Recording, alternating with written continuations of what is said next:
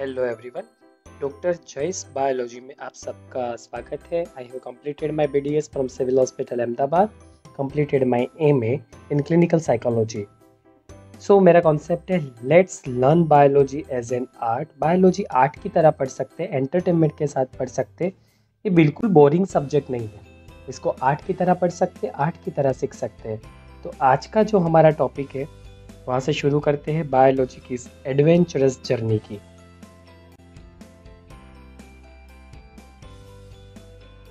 तो बायोलॉजी के इस लेक्चर में आज का हमारा टॉपिक है बायोडाइवर्सिटी। चलिए पढ़ते हैं बायोडाइवर्सिटी के बारे में। सबसे पहला क्वेश्चन दिमाग में ये आता है, व्हाट इज बायोडाइवर्सिटी। तो ये बायोडाइवर्सिटी वर्ड एडवर्ड विल्सन ने दिया था, और bio means living, diversity means difference. Living world में जो वेरिएशन देख रहे हैं हम, वही बायोडाइवर्सिटी है। नेचर ने अलग अलग स्पीशीज को अलग अलग बनाया है, हर एक स्पीशीज दूसरी स्पीशीज से यूनिक है और डिफरेंट है, वही है बायोडाइवर्सिटी। हेट्रोजिनेटी भी कहते हैं। हेट्रो मीन्स अलग होना, डिफरेंट होना। जीनेटी दैट मीन जीन्स के लेवल से डिफरेंट होना। क्योंकि वो स्पीशीज हमसे अलग है, उसका रीजन उसके जीन्स हमसे अलग है, इसलिए वो अलग है। तो डाइवर्सिटी का ये जो लेवल है वो हर एक बायोलॉजिकल ऑर्गेनाइजेशन में देखने को मिलेगा, और उसमें सबसे पहला बायोलॉजिकल ऑर्गेनाइजेशन है मैक्रोमोलेक्यूल से शुरुआत करते हैं। मैक्रोमोलेक्यूल्स मतलब मैक्रो मीन्स लार्ज, ऐसे मोलेक्यूल जो साइज में बड़े हैं, जैसे कि प्रोटीन, शुगर जिसको कार्बोहाइड्रेट्स भी कहते हैं, लिपिड जिसको फैट भी कहते हैं, और न्यूक्लिक एसिड जिसमें आरएनए और डीएनए इंक्लूडेड है।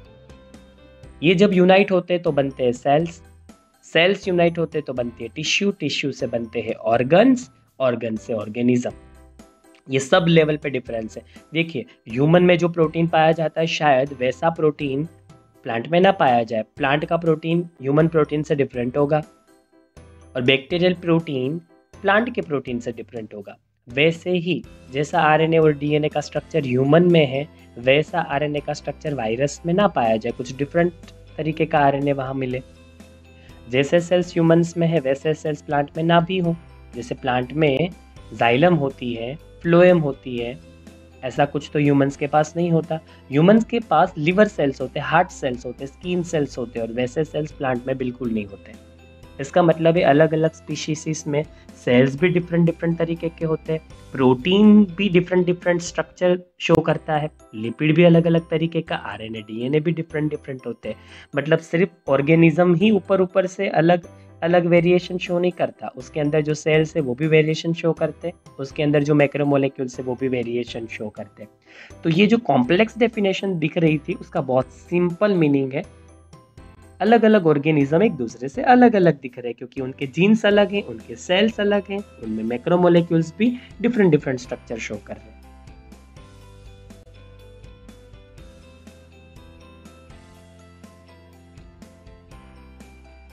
Level of biodiversity can be divided into 3 different types. Genetical diversity मतलब जीन्स के लेवल पे जो डाइवर्सिटी है, स्पीशीज डाइवर्सिटी जो स्पीशीज की डाइवर्सिटी को शो करती है, इकोलॉजिकल डाइवर्सिटी जो अलग अलग रीजन और हैबिटेट में रहने वाले ऑर्गेनिजम्स की डाइवर्सिटी को शो करता है। बायोडाइवर्सिटी के जो लेवल्स है उसमें सबसे पहला लेवल है जेनेटिकल डाइवर्सिटी। जीन्स के लेवल से डाइवर्सिटी जेनेटिकल डाइवर्सिटी के नाम से जाना जाता है। उसके एग्जांपल में आप सेकंड पैराग्राफ में देखिए, India has more than 50,000 different strand of rice. सिर्फ राइस की 50,000 वेराइटी है इंडिया में, वर्ल्ड की तो बात हमें नहीं पता। और मैंगो 1,000 किस्म के मिलते हैं। तो सिंगल स्पीशीज है, मैंगो एक ही स्पीशीज है, तो एक सिंगल स्पीशीज में भी आप देखिए कितनी वेराइटी है। मैंगो एक सिंगल स्पीशीज होते हुए भी 1,000 वेराइटी को शो कर रही है, वो फिगर में आपको दिखा है। और राइस एक सिंगल स्पीशीज होते हुए 50,000 वेराइटी सिर्फ इंडिया में शो कर रही है। ये जेनेटिकल डाइवर्सिटी है। राउवुल्फिया वोमिटोरिया ये सेकेंड एग्जांपल है, हिमालयन रीजन में पाई जाती है राउवुल्फिया वोमिटोरिया। ये इसका साइंटिफिक नेम है। लोकल नेम इसका बहुत मजेदार है, सर्पगंधा। ये अश्वगंधा की बहन है, नहीं बिल्कुल नहीं है। सर्पगंधा हिमालयन रीजन में बहुत फेमस मेडिसिनल प्लांट है। ऐसा माना जाता है एक रेयर प्लांट में से एक है। आज की डेट में इसका इस्तेमाल हम कर सके उतने प्योर फॉर्म में मार्केट में ये मिल जाए, वो शायद इम्पॉसिबल या मुमकिन नहीं। आप मार्केट में जाएंगे, आपको ढेर सारी सर्पगंधा की दवाइयाँ मिल जाएगी, पर बड़ा क्वेश्चन ये रहता है कि ये कितनी जेन्युइन है, क्योंकि ये इतना रेयर प्लांट है कि अगर खुद हिमालय जाके इसको पिक करके आए और इससे दवाई बनाएं, तभी हम बिलीव कर सकते हैं कि हम सर्पगंधा खा रहे या पी रहे। मार्केट में सर्पगंधा के नाम पे लोग काफ़ी मिक्सिंग वाली दवाइयाँ बेच रहे, जो एक्चुअल में प्योरली सर्पगंधा होती ही नहीं है। सर्पगंधा रावुल्फिया वोमिटोरिया के नाम से जानी जाती है। एक पुरानी मेडिसिन है जिनके हमें डिस्क्रिप्शंस पुराने लिटरेचर्स में भी मिलते हैं, रिलीजियस लिटरेचर में भी कहा जाता है कि इनके इस्तेमाल से हम ब्लड प्रेशर को लो कर सकते हैं। ब्लड प्रेशर कम करने के लिए इसका बड़ा यूज़ होता है। और इसके अंदर जो केमिकल पाया जाता है जिसकी वजह से ये मेडिसिन में यूज़ होती है, वो है रेसरपिन। कई लोग रेसरपिन कहते हैं, कई लोग रेसरपिन कहते हैं। और ये रेसरपिन केमिकल की पोटेंसी अलग अलग होती है। तो रावुल्फिया वोमिटोरिया भी अलग अलग किस्म में पाई जाती है। जैसे अलग अलग किस्म के 1000 मैंगो की वैरायटी है, राइस में 50,000 वैरायटी है, वैसे रावुल्फिया वोमिटोरिया सर्पगंधा में भी ढेर सारी वैरायटी है। और सब में ये केमिकल अलग अलग मात्रा में या कंसंट्रेशन में पाया जाता है। जैसे चिली देख लीजिए, चिली सिंगल स्पीशीज है, लेकिन अलग अलग चिली में अलग अलग तरीके का आपको तीखापन मिलेगा। सब चिली एक जैसी स्पाइसी नहीं होती। उसका रीज़न सब में वो कंसंट्रेशन केमिकल का डिफरेंट होगा जो उसकी स्पाइसीनेस के लिए रिस्पॉन्सिबल है। वैसे ही यहाँ पर रावुल्फिया वोमिटोरिया में ढेर सारी वैरायटी है और सब में अलग अलग अमाउंट में कंसंट्रेशन में रेसरपिन केमिकल मिलता है जो मेडिसिनल इम्पोर्टेंस रखता है। यहाँ पर आपको डॉग की इमेज दिखाई है। डॉग एक सिंगल स्पीशीज है। सिंगल स्पीशीज के भी जो मेंबर्स होते हैं उनमें जो वेरिएशंस पाए जाते हैं हमें देखने को मिलते हैं, उसको स्ट्रेन नाम से भी कई बार बोला जाता है। तो अब देखिए, एक ही स्पीशीज है डॉग, फिर भी उसके अलग अलग मेंबर्स एक दूसरे से अलग अलग दिखते हैं। उनमें भी काफ़ी सारे डिफरेंस पाए जाते हैं, जैसे कि हस्की होता है, जर्मन शेफर्ड होता है, बुलडॉग होता है। तो ये हुआ एग्जाम्पल जेनेटिकल वेरिएशन का और डाइवर्सिटी का। सेकेंड एग्जाम्पल फ्रॉग का है। देखिए, एक सिंगल स्पीशीज जो फ्रॉग की है, फ्रॉग स्पीशीज में भी आप वैरायटी देखिए, कितने अलग अलग किस्म के फ्रॉग होते हैं। एक ही स्पीशीज के अंदर ये वेरिएशन अगेन जेनेटिकल डाइवर्सिटी का एग्जाम्पल है। अब आपको फिगर में दिख रही है चिली। देखिए, अलग अलग शेप, अलग अलग कलर, और इसको चखे तो पता चलेगा इन सब के अंदर जो तीखापन है, स्पाइसीनेस है, वो भी डिफरेंट होगी। तो कश्मीरी होती है, और उसके बाद आपने शायद सुरती मिर्च के बारे में भी सुना होगा। मैं आपको बताता हूँ भूत जोलोकिया के बारे में। ये बहुत ही तीखी मिर्च होती है। कहते हैं कि ये मिर्च, एक सिंगल मिर्च अगर आप इस्तेमाल कर लो तब भी इसका तीखापन इतना खतरनाक होता है कि कोई एक मिर्च भी नहीं खा सकता। कई लोगों को गोलगप्पे पे जब खाने जाते हैं तब और तीखा करो, और तीखा करो, और तीखा करो, ऐसा बोलते रहते हैं। अगर इनको भूत जोलोकिया डाल के अगर आप गोलगप्पे खिला दो, ये अपने आने वाले 100 जन्मों तक कभी नहीं मांगेंगे कि मुझे अब मिर्च डाल के और तीखा करके दो। इतनी खतरनाक तीखी। गूगल पे सर्च करिए भूत जोलोकिया, इंडिया में ही पाई जाती है, और कौन से रीजन पे पाई जाती है ये आप सर्च करिए। और ये सबसे तीखी मिर्चों में से एक है। तो एक सिंगल स्पीशीज मिर्च, उसमें भी ये जो वेरिएशन हमने देखा, ये जेनेटिकल डाइवर्सिटी का एग्जाम्पल है। ये एग्जाम्पल काऊ का है। एक सिंगल स्पीशीज काऊ कितने वेरिएशंस हमें दिखा रही है, हमें फिगर से पता चल रहा है। तो एक सिंगल स्पीशीज में इसमें भी ढेर सारे वेरिएशंस हमें देखने को मिल रहे हैं। अगेन ये जेनेटिकल डाइवर्सिटी का एग्जाम्पल है। हर एक अलग अलग दिखने वाली काऊ के जेनेटिक्स डिफरेंट होंगे, जीन्स में थोड़ा बहुत डिफरेंस होगा, जिससे इनका शेप और इनके फीचर सब कुछ बदल जाता है। इवन जो मिल्क देने का अमाउंट है उनमें भी चेंज हो सकता है। इनका रिप्रोडक्शन जो है उसमें भी काफ़ी बदलाव हो सकते हैं। इनका शेप तो डेफिनेटली डिफरेंट दिख रहा है थोड़ा थोड़ा एक दूसरे से, पर ये स्पीशीज एक ही है। और ये लास्ट एग्जांपल है हमारा होमो सेपियंस सेपियंस, मतलब ह्यूमंस का। देखिए, ह्यूमन एक ही स्पीशीज है। इस स्पीशीज का एक्चुअल नाम है होमो सेपियंस सेपियंस। तो सिंगल स्पीशीज होते हुए भी अलग अलग मेंबर्स बिल्कुल ही अलग अलग दिखते। इंडियन डिफरेंट दिखते, अफ्रीकन डिफरेंट दिखते, अमेरिकन डिफरेंट दिखते, मोंगोलॉइड डिफरेंट दिखते। आपको फिगर से पता चल रहा है, कोई काला दिख रहा है, कोई बहुत गोरा दिख रहा है, किसी के हेयर वो करली दिख रहे हैं, किसी के हेयर स्ट्रेट दिख रहे हैं, कोई बहुत लंबा होता है, कोई बहुत छोटा होता है। किसी के टूथ एक्सट्रीमली वाइट होते हैं, किसी के जो स्क्वेयर शेप के होते हैं, किसी के वी शेप के होते हैं, मोंगोलॉइड जो होते हैं उनकी आंखें छोटी छोटी होती है, ढेर सारे वेरिएशंस हैं।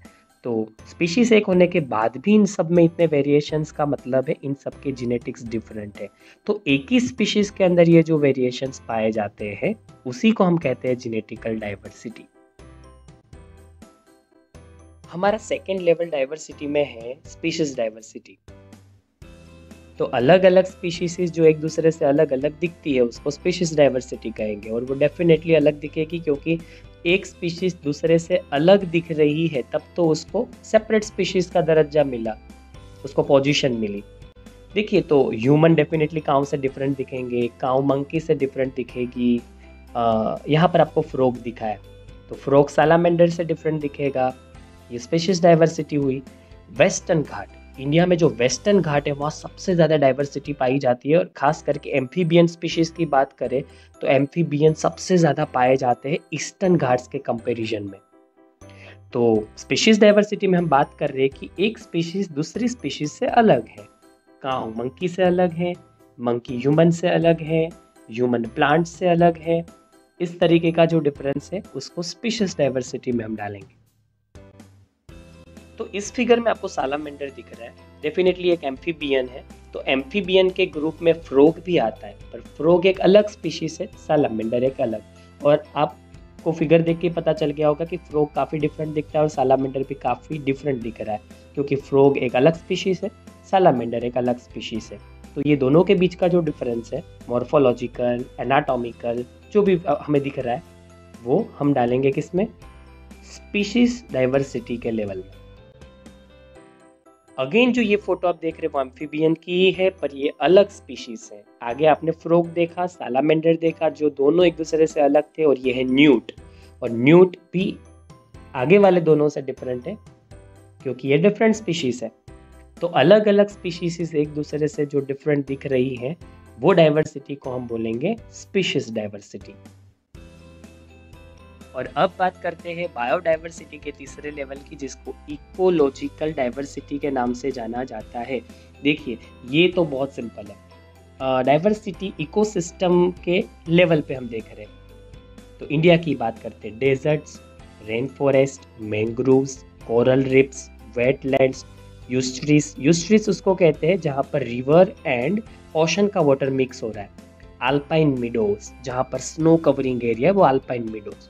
देखिए, डेजर्ट में ज़्यादा टेम्परेचर रहता है, रेन फॉरेस्ट में रेन ज़्यादा होती है, मैंग्रोव्स में दलदल रहता है, कोरल रीफ्स वो ओशन में पाई जाती है, वेटलैंड्स जहाँ पर ज़्यादा पानी रहता है, ह्यूमिडिटी ज़्यादा रहती है, यूस्ट्रीज वहाँ पर ओशन और रिवर का वाटर मिक्स होता है, अल्पाइन मीडोज पे स्नो होता है। अब आपको लगता है कि इन सारी जगहों पर एक जैसे एनिमल मिलते होंगे? नहीं, डेजर्ट्स पे आपको कैमल मिलेंगे जो आप बिल्कुल अल्पाइन मीडोज में नहीं देख पाएंगे, और मैंग्रोव्स में जो आपको प्लांट्स मिलते हैं जैसे कि राइजोफोरा, तीबार, ये प्लांट्स आपको वेटलैंड्स में नहीं मिलेंगे, वहाँ कुछ और होगा। तो अलग अलग इकोसिस्टम पे अलग अलग ऑर्गेनिज्म पाए जाते हैं। अगर आप पोलर बियर की बात करें तो स्नो कवरिंग एरिया में ही मिलेगा, और कैमल की बात करें तो डेजर्ट में मिलेगा। तो ये जो अलग अलग हैबिटेट पे ऑर्गेनिजम्स की डाइवर्सिटी है कि भी डेजर्ट्स एनिमल, तो ये ग्रुप है डेजर्ट एनिमल का, फॉरेस्ट एनिमल तो ये फॉरेस्ट एनिमल का ग्रुप है। फिर बात करते हैं कि एक्वेटिक एनिमल, तो ये रहा एक्वेटिक एनिमल का ग्रुप, स्नो एरिया में रहने वाले जो एनिमल है उनका ग्रुप। ये सब एक दूसरे से डिफरेंट दिख रहे होंगे, और उसी डाइवर्सिटी को कहेंगे इकोलॉजिकल डाइवर्सिटी। और इसी के साथ हम खत्म करते हैं लेवल ऑफ बायोडाइवर्सिटी वाला टॉपिक, और अगली बार शुरू करेंगे एक नया टॉपिक बायोडाइवर्सिटी में, जो बायोडाइवर्सिटी लॉस के बारे में है और उसके डेटा के बारे में है।